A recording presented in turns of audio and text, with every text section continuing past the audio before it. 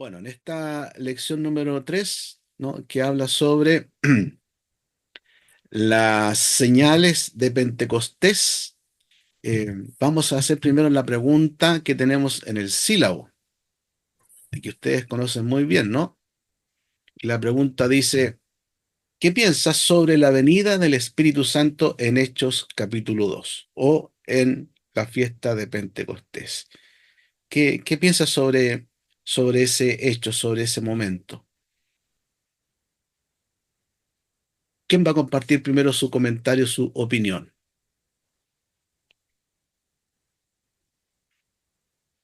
¿Por el sur, por el centro, por la metropolitana? ¿Por dónde partimos? Bueno, Pastor, voy a dar mi pensamiento en lo que anoté aquí, ¿ya? Para Muy esa bien, pregunta. hermano Javier. Eh, para mí tiene varios puntos, no yéndose más profundo, porque eso ya va a ser tema de la elección misma, ¿cierto? Ujú. Sino que, por ejemplo, cumple las promesas de los profetas. Para mí también es el comienzo digamos así, de la iglesia en su forma. También yo anoté por aquí también que la llegada del Espíritu Santo de Dios también nos lo muestra que no estamos solos, que, que nuestra fe y misión están entrelazados entre ellos, ya que también es el comienzo, ¿no es cierto?, de la evangelización, digamos así. Eso es lo que anoté yo. Bien, ¿no? Como tú dices, por lo que capta uno en la evangelización, por eso está ahí, por la promesa del Antiguo Testamento, ¿no? ¿No? Eh, y, y es un comentario interesante lo que dices tu hermano Javier, ¿no? A esta pregunta, ¿qué piensas sobre la venida del Espíritu Santo en Hechos capítulo 2? ¿Hay otro comentario que quiera agregarse alguna otra cosa o tenga otro enfoque a, a responder a esta pregunta? O quizás lo mismo que mencionaba también el hermano Javier, y argumentar algo más. Y es lo mismo, pastor. Y lo otro es que empieza la expansión del Evangelio por la venida del Espíritu Santo. Bien, la expansión del La Evangelio, formación de la iglesia, ok, que lo dijo el hermano. ¿cierto? Bien, Sí. sí. ¿Qué más? Mm. Bueno, el Espíritu Santo es quien va a regenerar a los creyentes y capacitarlos para la vida de creyente, o sea, la vida de en Cristo Jesús. Es el Espíritu Santo el que va a hacer ese trabajo, por decirlo así. Muy bien, sí, por supuesto. Bien. ¿Alguien más? No tengan temor, tienen el espíritu, no de cobardía, sino de valentía. Ujú. A mí me gusta el cambio interior que se produce con el Espíritu Santo. Me gusta la imagen de los discípulos antes y después del Espíritu Santo, cómo pasan de esta imagen de, de escondidos a todos proclamando, la imagen de estar con temor a la obediencia que produce el cambio de tener el Espíritu Santo, cómo la palabra ahora obra de una manera masiva y se produce la obediencia en las personas. Creo que la sensación que tengo yo, o lo que pienso en realidad de la venida del Espíritu Santo, es el cambio interior. Para mí es lo más importante, o lo que quiero rescatar respecto de la venida del Espíritu Santo. Creo que ese cambio es muy importante tanto en el primer siglo como ahora. Muy bien, sí, por supuesto, ¿no? Un cambio radical de los apóstoles, de lo que eran antes y después de recibir al Espíritu ya en plenitud, ¿no? Muy bien. ¿Alguien más quiere opinar? Yo quería decir, pastor, lo siguiente, bueno, que es muy parecido a lo que se ha dicho. El Espíritu Santo vino en Pentecostés para fortalecer a los apóstoles, para que cumplieran su misión, ¿no es cierto?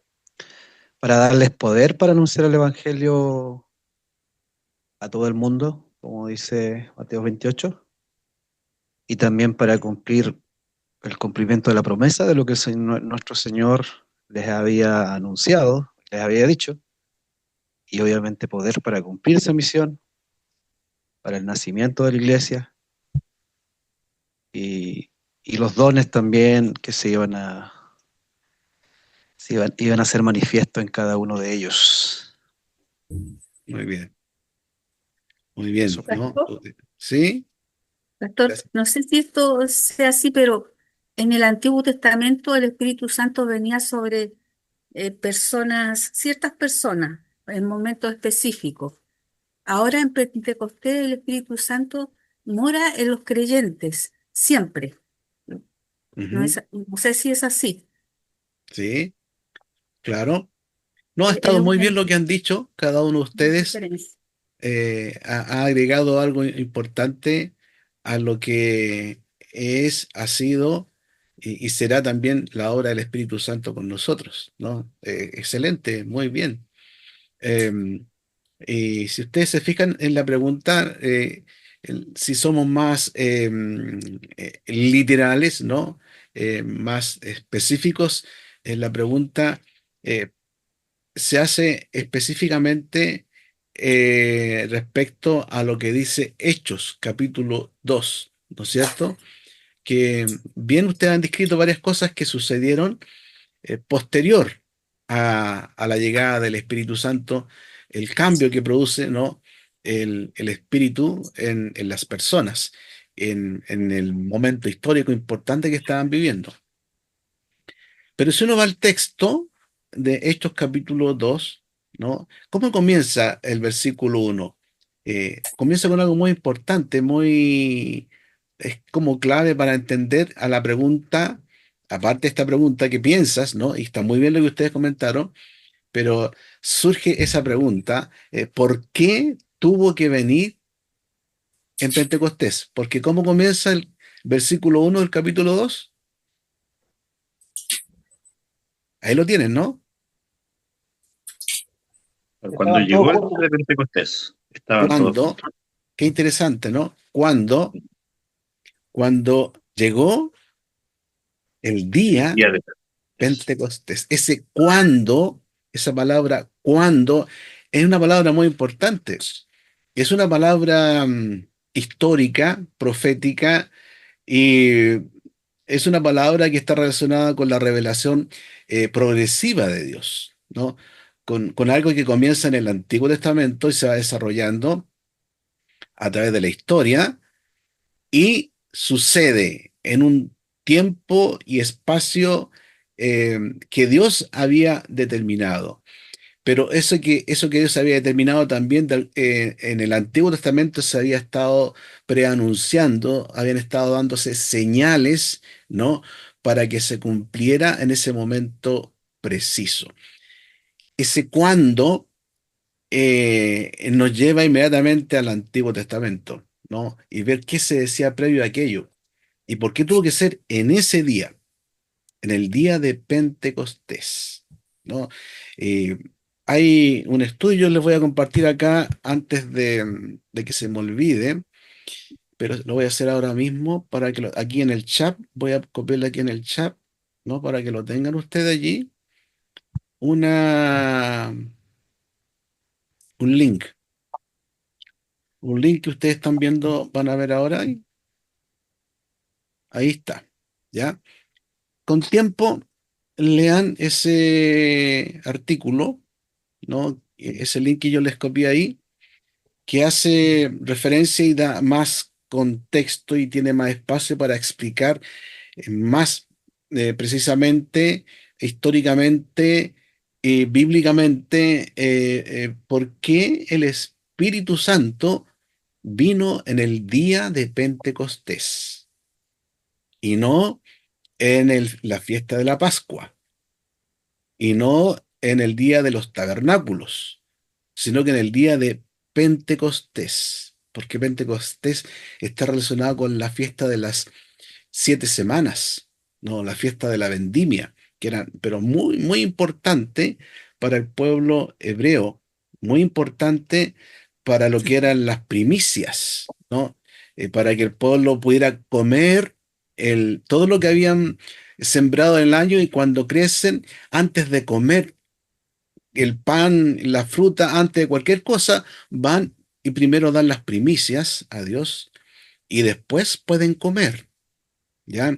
Y todo eso está dentro de esta fiesta que es Pentecostés. Entonces tiene un contexto muy rico en la fiesta donde ocurre la venida del Espíritu Santo y ustedes se van a sorprender cómo hay tantos elementos, señales que están en Pentecostés 2 y que tienen que ver, por ejemplo, con la entrega de la ley en el monte Sinaí con Moisés, porque Pentecostés específicamente conmemoraba la entrega de la ley en el monte Sinaí. Entonces, tiene una referencia muy rica en cuanto a lo simbólico de lo que vemos en el Antiguo Testamento con la entrega de la ley, con lo que era la fiesta de las 7 semanas, con la fiesta de las vendimias, con las primicias cuando llega el Espíritu Santo. Por eso el Espíritu Santo se va a decir que es la primicia, ¿no es cierto?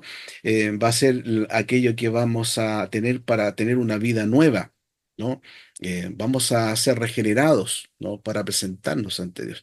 Tiene algo muy, muy, muy interesante. Yo le invito para que en ese artículo que les puse allí, en el chat, lo copien y después lo lean con detalle, ¿no? Hay cosas bien, bien interesantes que aparecen allí que ayudan a entender con más precisión el por qué el Espíritu Santo vino en el día de Pentecostés, ¿ya? Pero lo que ustedes comentaron, todo perfecto, tiene que ver justamente con lo que provoca el Espíritu Santo después que llega, ¿no? Y cómo capacita a los cristianos para cumplir la misión, como se ha dicho, ¿no? Para poner un espíritu de valentía, no de cobardía, en ir y entregar el Evangelio a toda criatura hasta el fin del mundo, ¿ya? Muy bien, y vamos a las otras preguntas, las que tenemos en la materia, ¿no? Al final de la lección número 3. Esta pregunta dice, ¿qué había prometido Dios en el Antiguo Testamento sobre el Espíritu Santo? ¿Y qué respondemos?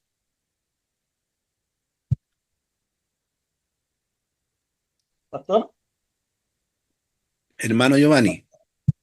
no, pastor, hermano, Dios había prometido el derramamiento de su Espíritu Santo en su pueblo y le prometió las señales que están escritas en Joel. No, no sé si me Eso. gustaría poder leerlo. ¿Poder ¿Sí? leer Joel? Joel capítulo 2, versículo 28 al 32 dice, y después de esto derramaré mi espíritu sobre toda carne y profetizarán vuestros hijos y vuestras hijas. Vuestros ancianos soñarán sueños y vuestros jóvenes verán visiones. Y también sobre los siervos y sobre las siervas derramaré mi espíritu en aquellos días. Y Mm. daré prodigios en el cielo y en la tierra, sangre y fuego y columna de humo. Eso se convertirá en tinieblas y la luna en sangre, antes que venga el día grande y espantoso de Jehová. Y todo aquel que invocar el nombre de Jehová será salvo, porque en el nombre de Sion y Jerusalén habrá salvación, como ha dicho Jehová, y entre el remanente el cual él habrá llamado. Sí es. Eso. Muy bien. Una respuesta ahí ya bien completa con la cita bíblica. Gracias, hermano Giovanni. Entonces, se cumple esa promesa en el día de Pentecostés, ¿no? Recuerden que Pentecostés, en lo que son las fiestas bíblicas, no tiene que ver con el tema del Espíritu Santo. Tiene que ver con una fiesta que era la fiesta de las 7 semanas, la fiesta de la vendimia, y Pentecostés era la fiesta que recordaba la entrega de la ley a Moisés, ¿no? Ahora se toma esa fiesta para pensar en el Espíritu Santo, pero hay toda una trayectoria histórica que no hay que olvidar respecto al día de Pentecostés, ¿ya? La segunda pregunta, ¿quién era y qué cubriría el Espíritu en el Antiguo Testamento?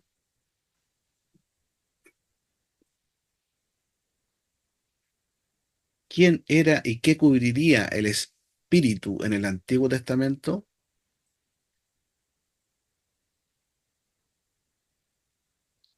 ¿Quién se te va a responder? ¿Y yo puedo responder? Por supuesto, pastor. Era aquel que había soplado sobre el hombre creándolo a la imagen de Dios. Eso era el Espíritu Santo. ¿Cierto? Y este espíritu cubriría todo el pueblo con un corazón dispuesto a la obediencia. Exacto, ¿no? Era aquel que había soplado vida, ¿no? Ahí en la creación, Sí. y iba a estar allí con todo el pueblo hebreo, como también ahora lo está con toda su iglesia, ¿no? Muy bien. La otra pregunta. Mencionen las manifestaciones principales que Dios emplea en el Antiguo Testamento para representar al Espíritu Santo. Las manifestaciones principales, porque hay otras más que hemos visto también en las lecciones anteriores. Bueno, pastor, son las mismas que se presentan en el día de Pentecostés. El viento y el fuego, para mí. Los dos más importantes dentro de la, como te decía, de varias señales, son los dos más importantes que salen acá, ¿no es cierto? Ujú. Que es el viento y el fuego. Bien. Y la profecía. Claro, Profecía. también. Sí, eso también, que punto parte también. Muy bien. Excelente, muy bien. La cuarta pregunta. ¿Qué sucede en el día de Pentecostés?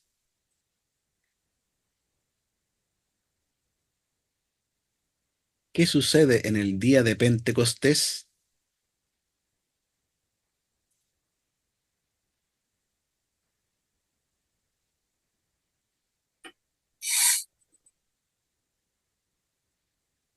Es como, Bueno, ¿sí? ¿puedo seguir? Ya Por que, supuesto, por supuesto. ya. Leyendo el texto, para mí hay tres eventos que suceden ahí, hablando así en general, detalladamente cada proceso, ¿Sí? que uno es él, ¿no es cierto?, cuando dice, ¿no es cierto?, que entra un viento recio, fuerte, ¿no es cierto?, que es lo primero que está presente. Ujú, Después narra y dice, y aparecieron lenguas, como de fuego. O sea, bien claro ahí dice.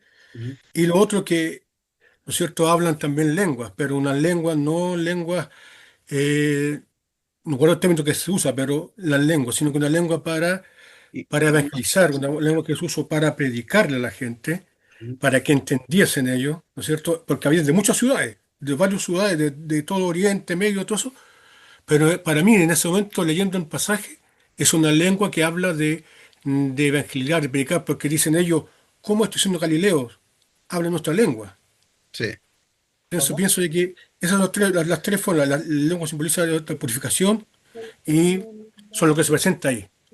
Es mi visión. Ok, muy bien. Sí, claro. Estamos hablando de qué sucede en el día de Pentecostés, ¿no? Y uno va al texto de Hechos, ¿no? Y va describiendo lo que acontece con lo que relataba nuestro hermano Javier. ¿Alguien más quiere agregar algo?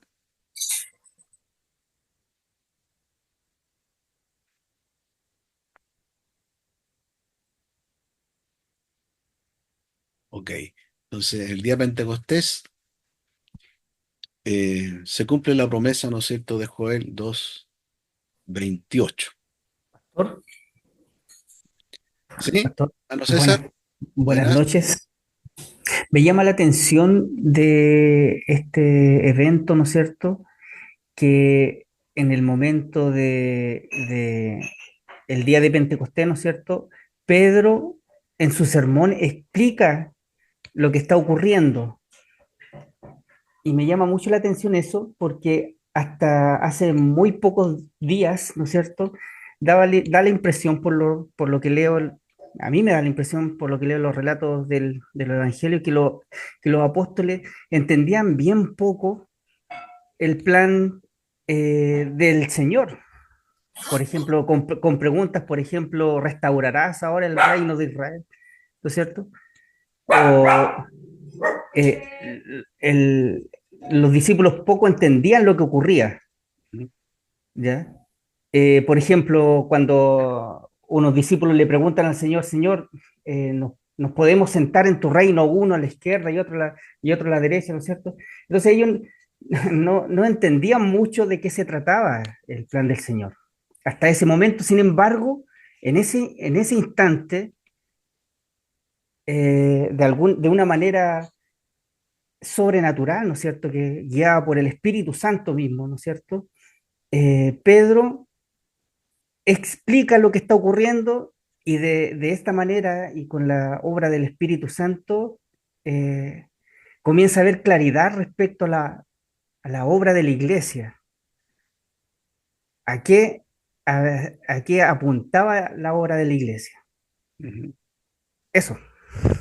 Muy bien, gracias, hermano César, ¿no? Por tu aporte que nos llama a pensar justamente, así también como decía nuestro hermano Dinco, cómo los apóstoles no entendían previo a la llegada del Espíritu Santo, podríamos decir, en plenitud, conforme a la promesa que tenemos en el Antiguo Testamento, en los apóstoles, y cómo después hay un cambio en ellos, ¿no? Hasta que van comprendiendo, van entendiendo, porque es todo un proceso el que va produciendo el espíritu en cada uno de estos personajes tan importantes que encontramos ya a contar de justamente este momento cuando asciende Cristo y se cumple la promesa de la venida de su espíritu allí en Hechos capítulo 2 en el día de Pentecostés. Muy bien. Pregunta número 5. ¿A qué se les llama señales periféricas?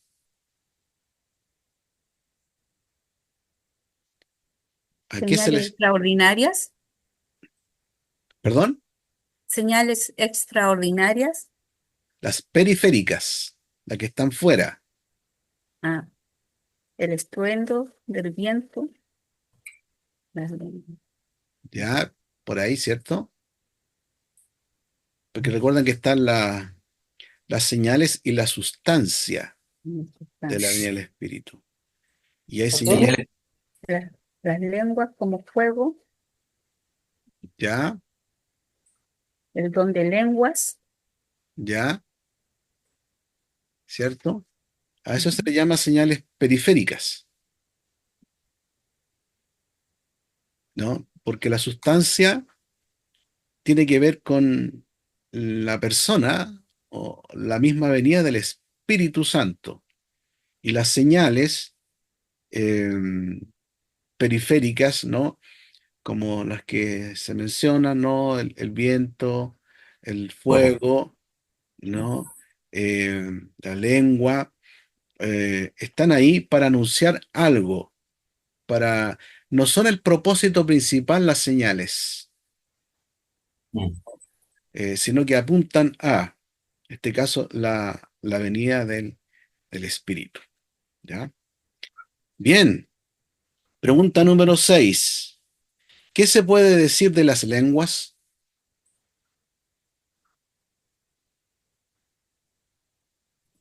¿Qué se puede decir de las lenguas?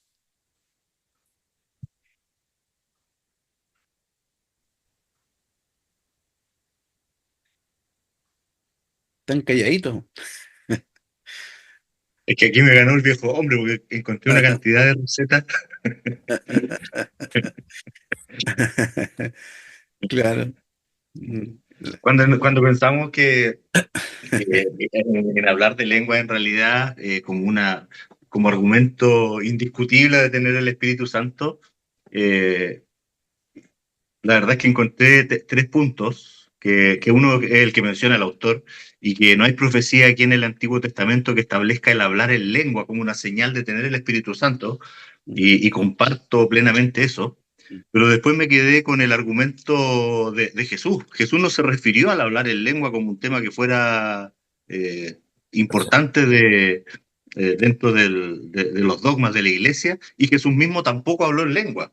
Y sin embargo era lleno, tenía el pleroma, estaba lleno del Espíritu Santo. Entonces ahí pues, se produciría una contradicción. Entonces solo quería mencionar esa parte. O sea, ¿qué se puede decir del hablar en lengua?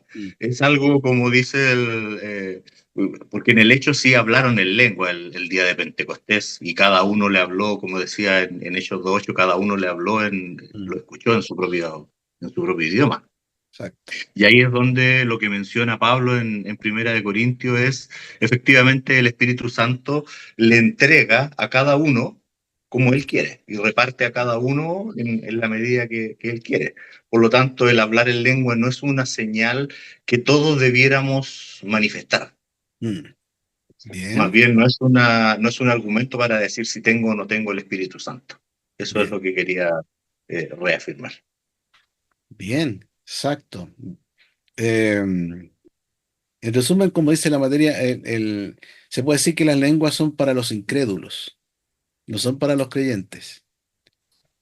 No, son una señal que se dio para los incrédulos que escucharon ahí las maravillas de Dios, como dice Hechos capítulo 2, ¿no? Bien, sigamos con la pregunta número 7.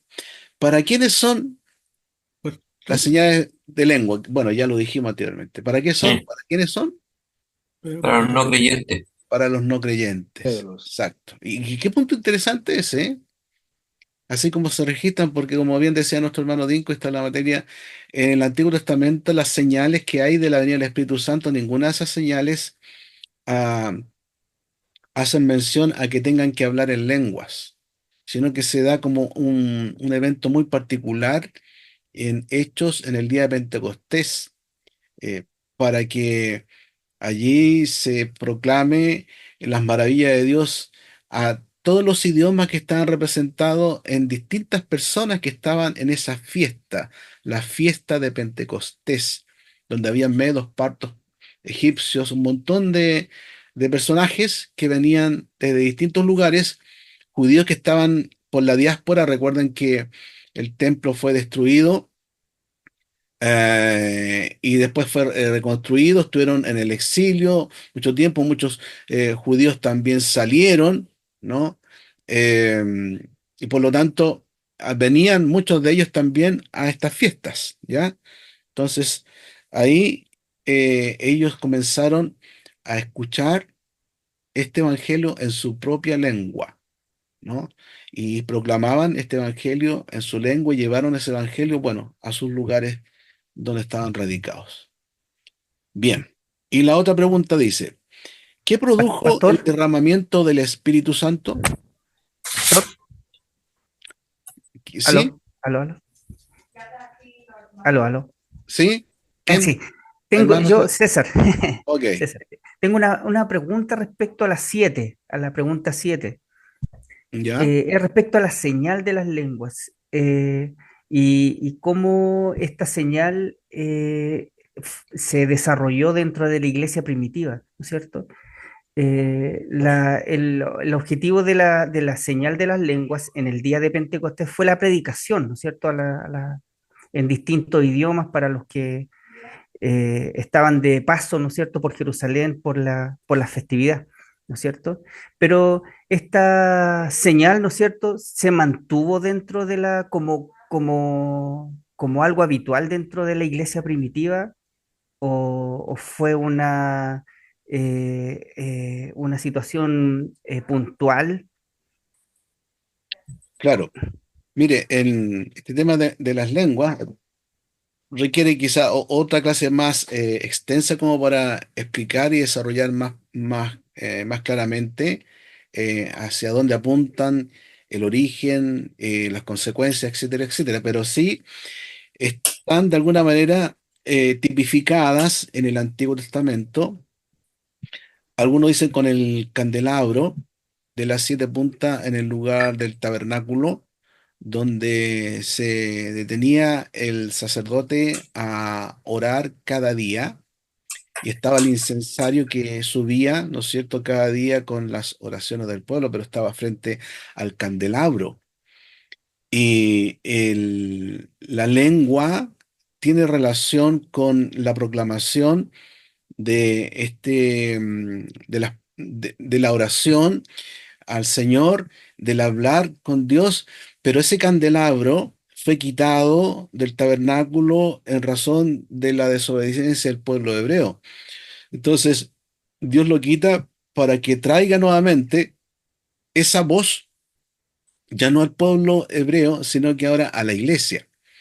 Y la iglesia como tal se constituye de todos aquellos que proclaman a Cristo. Ya no son judíos solamente, sino que son todas las nacionalidades.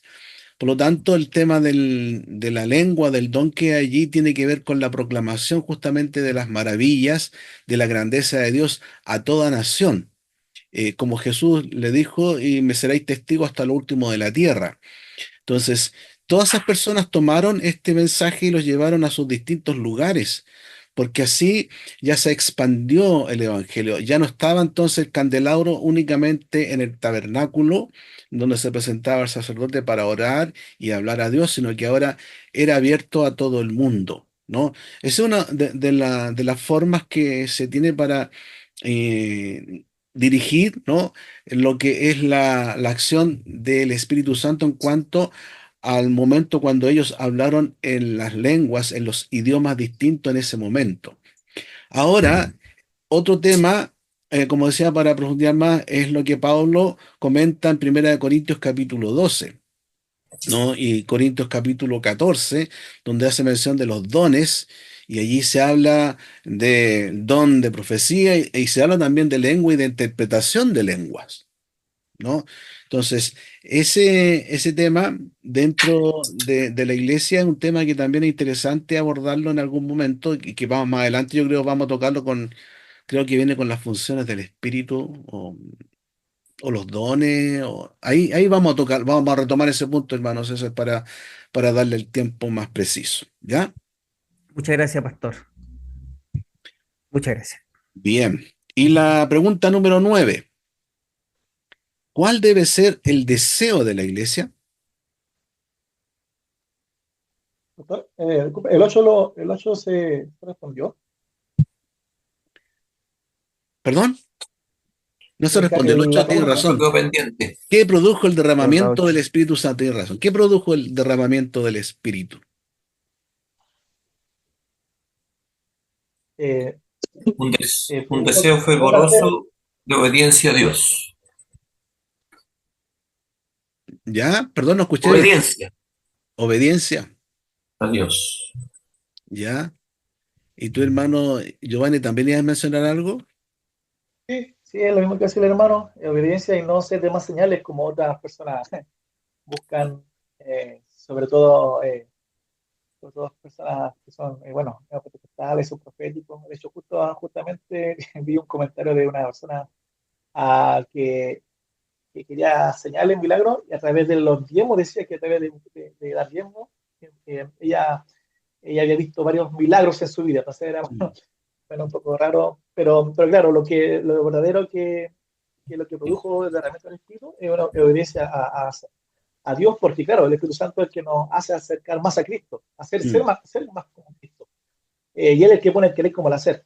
Él es el que nos ayuda, que nos asiste, que nos santifica para cada vez ser más santos. Entonces es importante eso, buscar eso, más que las señales que podemos mover o Ok. milagros. Bueno, milagros, obviamente Dios hace milagros, pero obviamente lo que habla aquí del Espíritu Santo.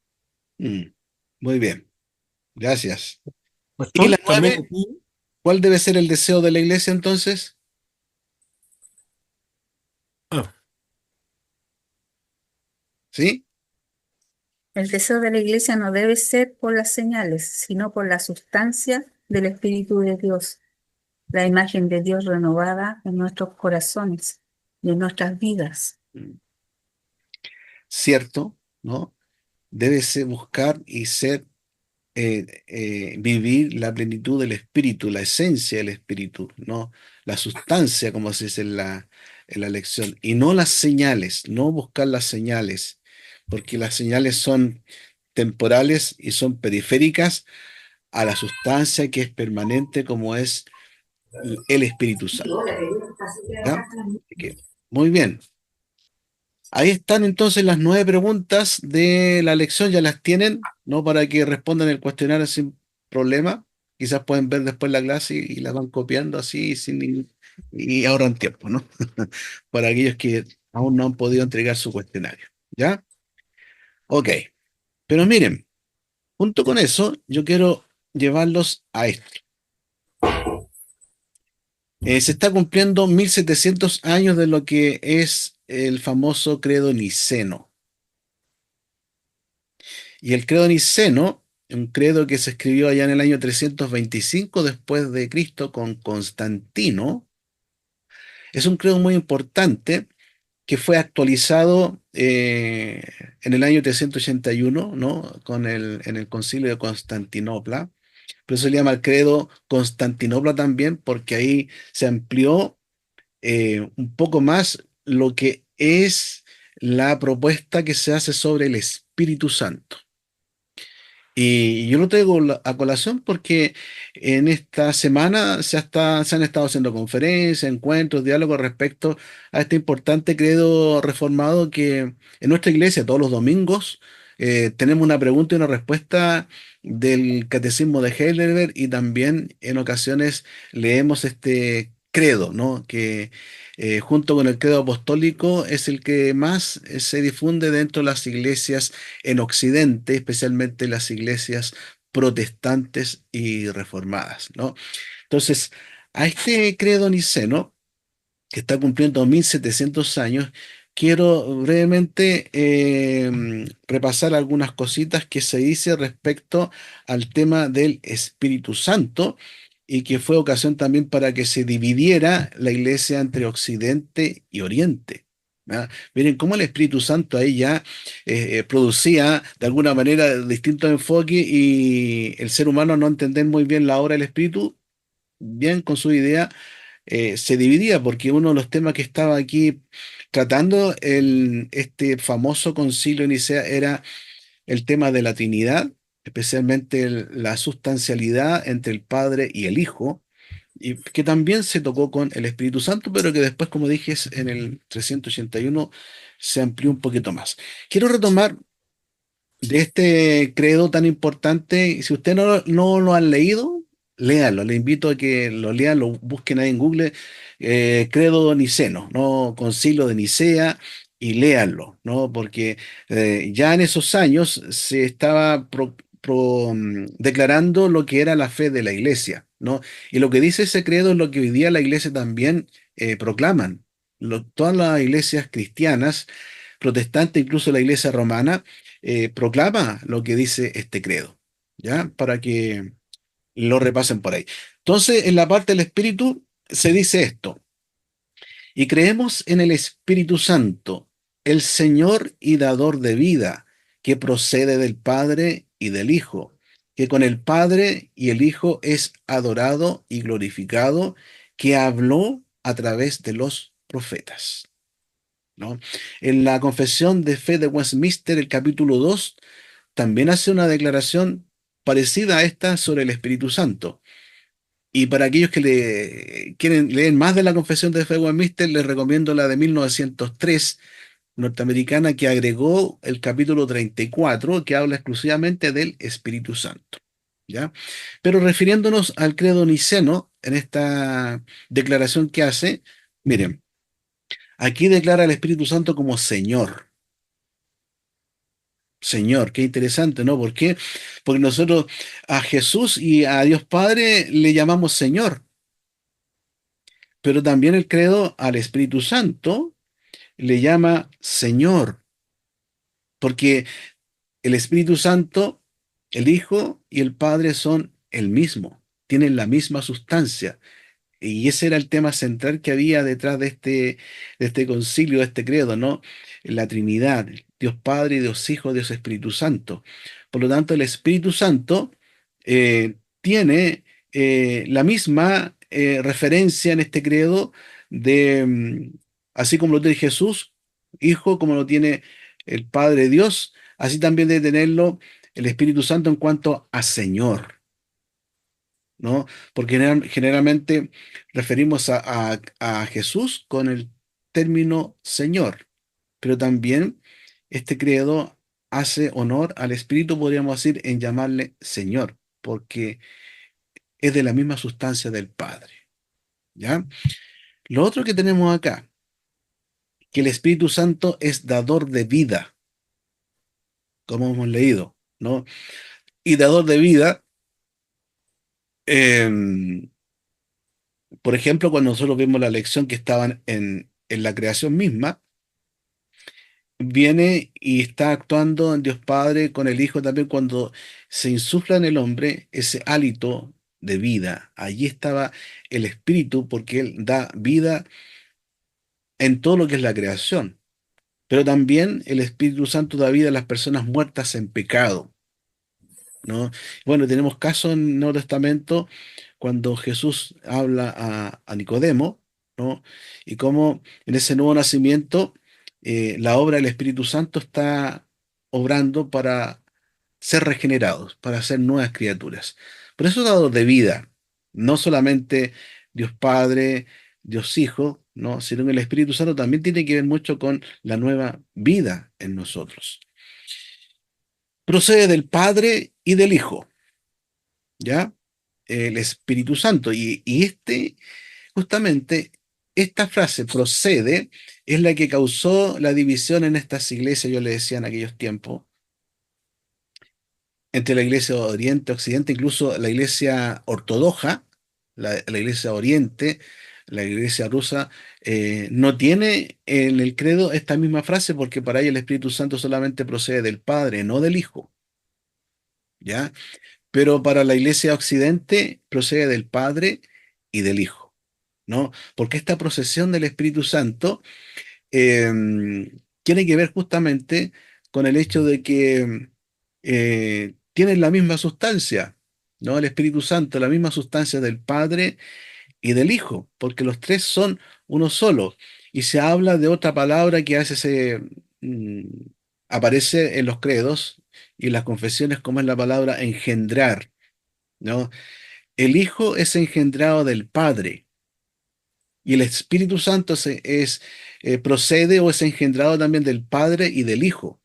No es que es creado el Espíritu Santo, no, sino que es engendrado, viene, ¿no? Con la esencia, la misma esencia del Padre, del Hijo en cuanto a la naturaleza divina, ¿ya?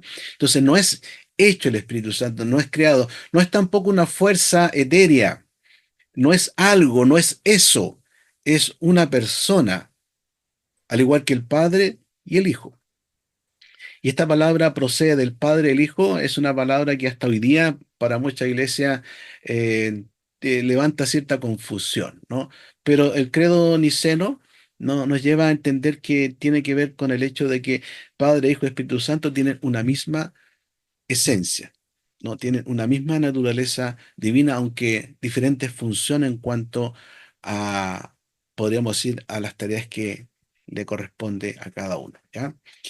Y la otra frase que tenemos acá es, con el Padre y el Hijo es adorado y glorificado el Espíritu Santo, ¿no?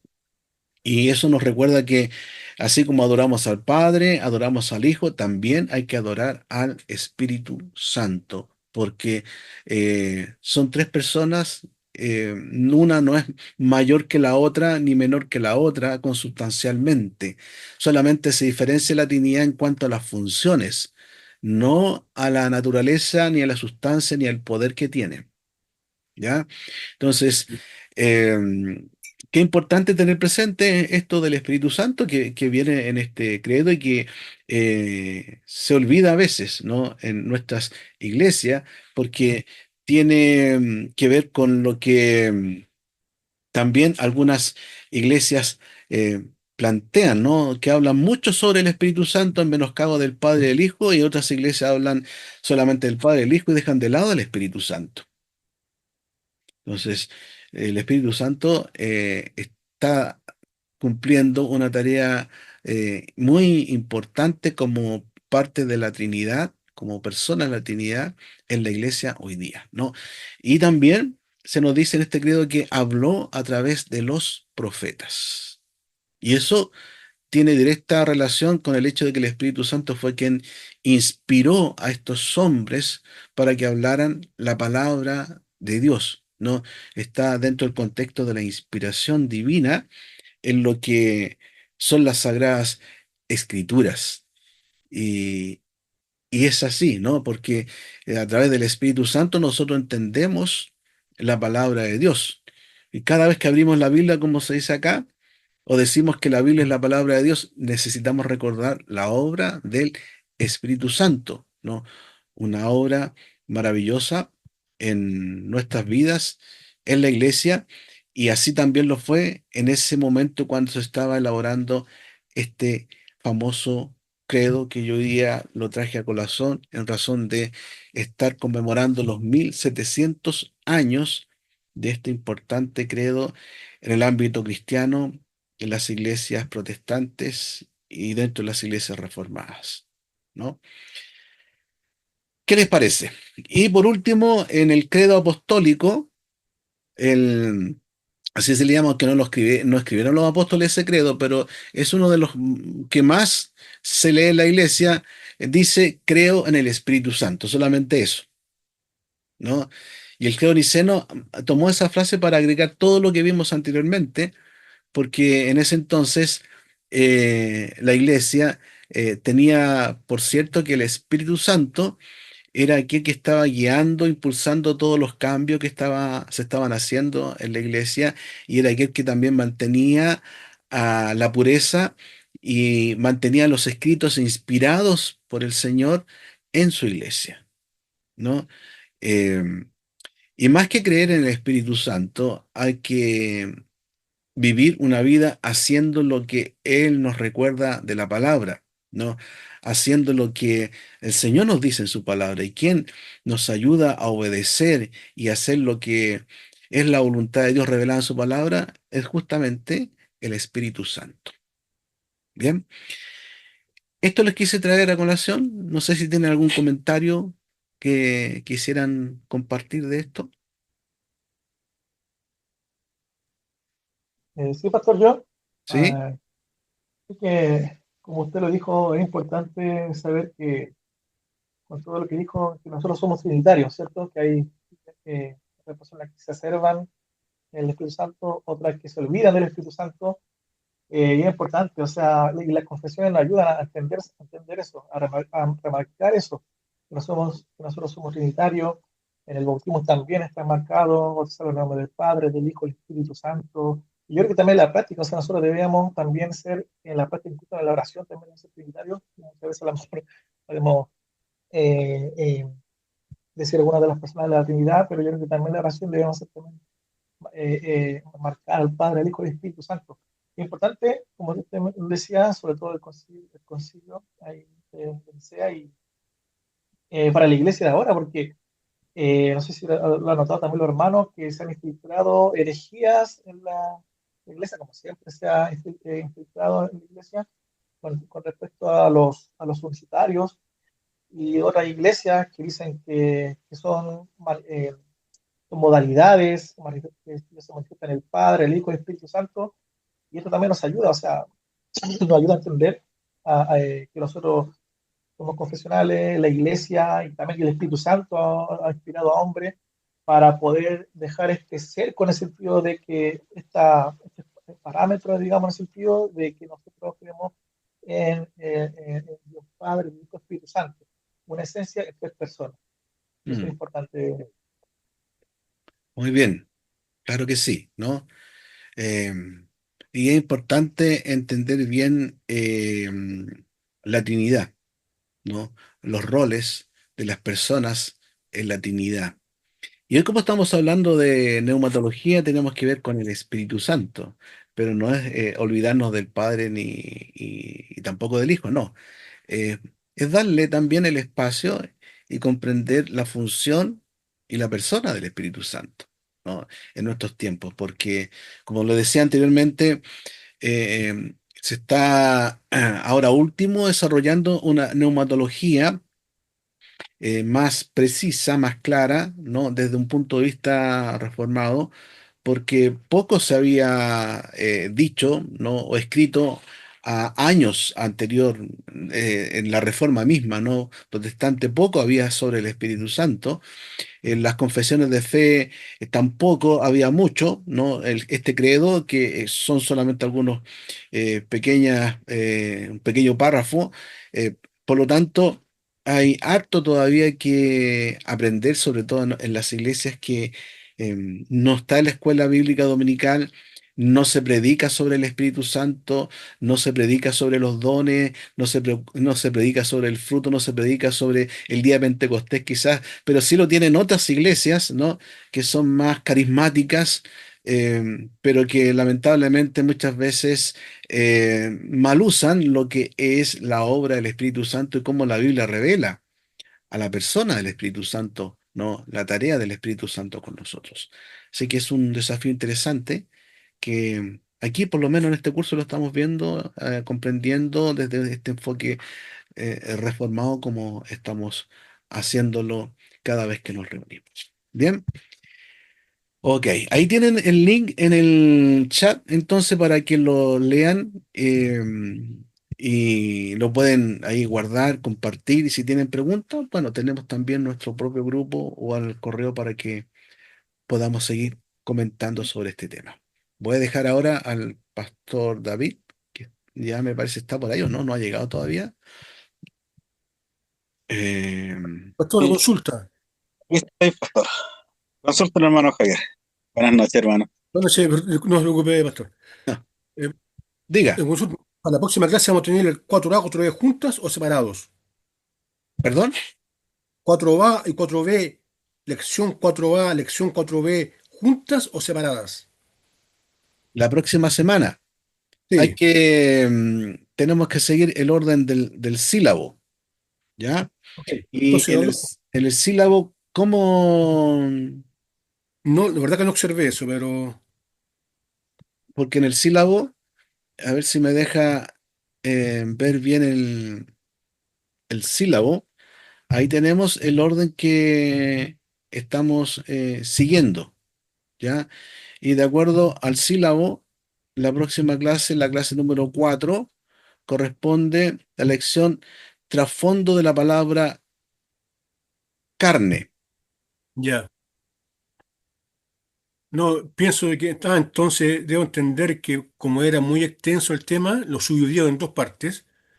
Entonces así, para entender más claramente, porque es bien largo los dos temas. Lo que Cuatro viene, A y 4B. viene esa lección que le menciono, que es trasfondo de la palabra carne, como aparece allí en la A, ¿no? En la primera parte, y viene el cuestionario A, como usted ve ahí, y después B, carne, espíritu revelado en la carne. Todo eso está dentro de esa lección número 4. Ok,